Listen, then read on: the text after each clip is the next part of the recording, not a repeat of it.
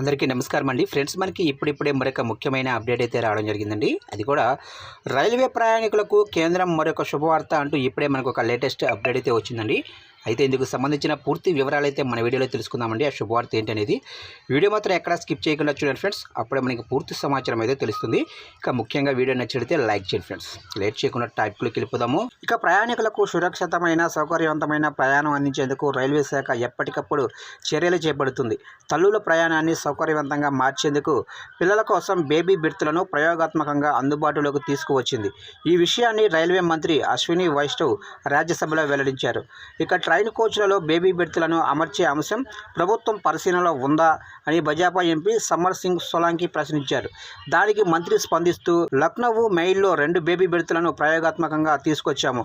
లక్నో మెయిల్లోనే ఒక కోచ్లో 2 దిగువ బెర్తులకు వాటిని అమర్చాము.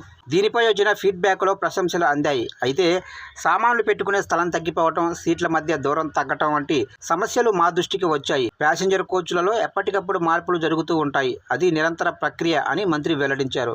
ఇక బేబీ బెర్తులు పిల్లల కోసం ప్రత్యేకంగా రూపొందించిన చిన్నపాటి పడకలు లోయర్ బెర్త్కు అటాచ్ అయి ఉంటాయి. ప్రయాణ సమయంలో తల్లులు ఈ బెర్త్పై తమ చిన్నారులను పడుకోబెట్టుకోవచ్చు. సాధారణంగా అయితే ఒకే బెర్త్పై తల్లి బిడ్డ సర్దుబాటు కావాల్సి ఉంటుంది.